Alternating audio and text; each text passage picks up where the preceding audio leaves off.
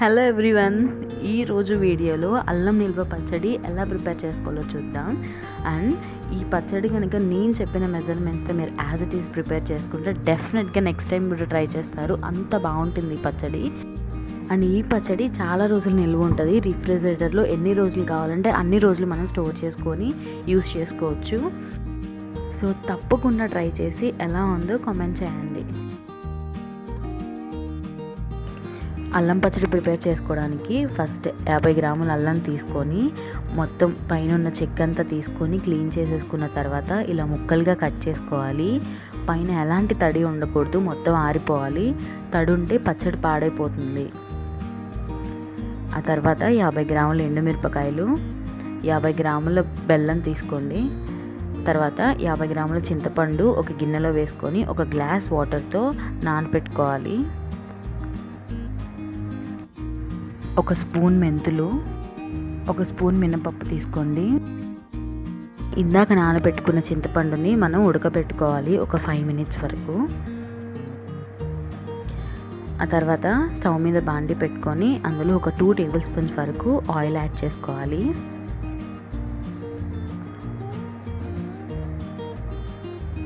Oil కొంచెం వేడెక్కిన తర్వాత అందులో ఒక స్పూన్ మెంతులు, ఒక స్పూన్ మినపప్పు వేసుకోండి.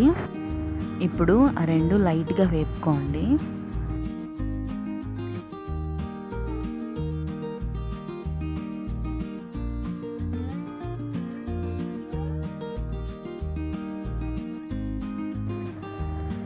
అవి కొంచెం వేడెక్కిన తర్వాత 50 గ్రాముల ఎండుమిర్చి యాడ్ చేసుకోండి.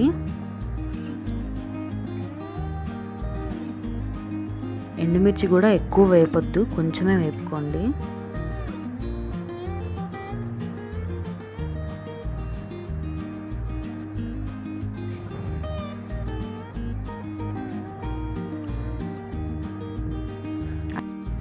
లాస్ట్లో కరివేపాకు కొంచెం యాడ్ చేసుకోండి.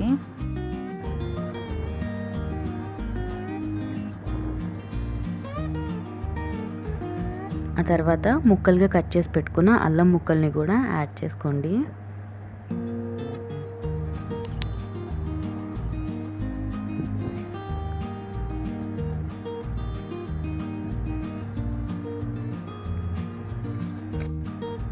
ఇప్పుడు స్టవ్ ఆఫ్ చేసేసుకొని కొంచెంసేపు చల్లారనివ్వాలి.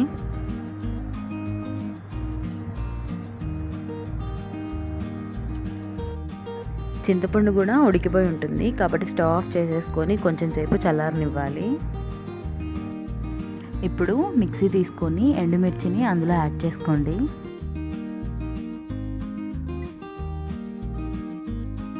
ఎండుమిర్చి ఫస్టే గ్రైండ్ చేసుకోవడం వల్ల ఏంటంటే ముక్కలు ముక్కలుగా మనకి తగలవు, ఫైన్ పౌడర్ అయిపోతుంది. ఆ తర్వాత ఒక అరగిద్ద వరకు కల్లుప్పు వేసుకోండి.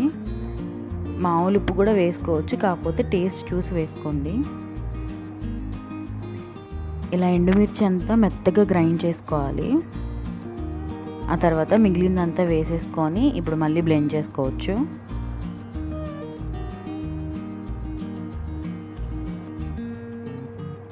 ఇప్పుడు వాటర్ కాకుండా చింతపండు ఇందాక ఉడకబెట్టుకున్నాం కదా, గుజ్జు వరకు వేసుకోండి ఫస్ట్.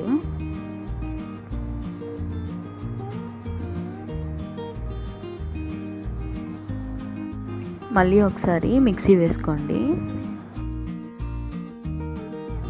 ఆ తర్వాత బెల్లం కూడా యాడ్ చేసుకోండి.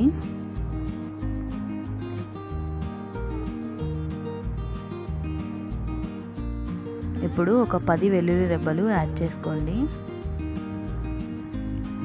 చింతపండు గుజ్జు కూడా యాడ్ చేసుకోవాలి. ఇప్పుడు మళ్ళీ ఒకసారి మనము మిక్సీలో బ్లెండ్ చేసుకున్న తర్వాత ఇదిగోండి వీడియోలో చూపిస్తున్న విధంగా వస్తుంది మీకు.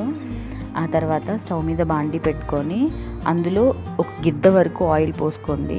ఎందుకంటే ఇది పచ్చడి నిలువ ఉంటుంది కాబట్టి ఆయిల్ ఎక్కువ అవసరము, లేకపోతే డ్రై అయిపోతుంది. ఆయిల్ కొంచెం వేడెక్కిన తర్వాత వెల్లుల్లి రెబ్బలు దంచుకొని ఒక 10 వరకు వేసుకోండి. 2 టేబుల్ స్పూన్ల తాలింపు గింజలు కూడా యాడ్ చేసుకోండి. ఇప్పుడు ఒక 5 ఎండుమిర్చిని ముక్కలుగా తుంచుకొని యాడ్ చేసుకోండి.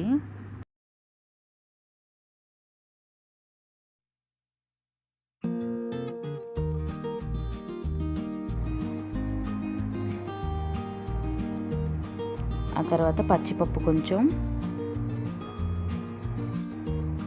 కరివేపాకు కూడా యాడ్ చేసుకోండి కొంచెం. ఇప్పుడు స్టవ్ ఆఫ్ చేసుకొని దించేసుకోవచ్చు. ఆ తర్వాత ఇందాక మిక్సీ పట్టుకున్న పచ్చడిలో ఒక 1/2 టేబుల్ స్పూన్ వరకు పసుపు యాడ్ చేసుకోండి. సో పసుపు అంతా బాగా కలిసేలాగా ఒకసారి కలుపుకోవాలి. ఇప్పుడు ఇందాక తాలింపు పెట్టుకున్న దాంట్లో పచ్చడిని అంతా యాడ్ చేసుకొని బాగా కలుపుకోవాలి. అంతే, అల్లం పచ్చడి రెడీ. డెఫినెట్గా ట్రై చేయండి. నేను చెప్పిన మెజర్మెంట్స్తో కనుక మీరు ట్రై చేస్తే పర్ఫెక్ట్గా వస్తుంది. అన్నీ 50 గ్రాములు తీసుకోండి. స్వీట్ ఇంకొంచెం కావాలనుకున్న వాళ్ళు బెల్లం కొంచెం యాడ్ చేసుకోవచ్చు. అలాగే కారం ఎక్కువ తినేవాళ్ళు ఎండుమిరపకాయలు ఇంకొక 4-5 యాడ్ చేసుకోవచ్చు. కాబట్టి ట్రై చేసి ఎలా వచ్చిందో మీకు కామెంట్ బాక్స్లో చెప్పండి.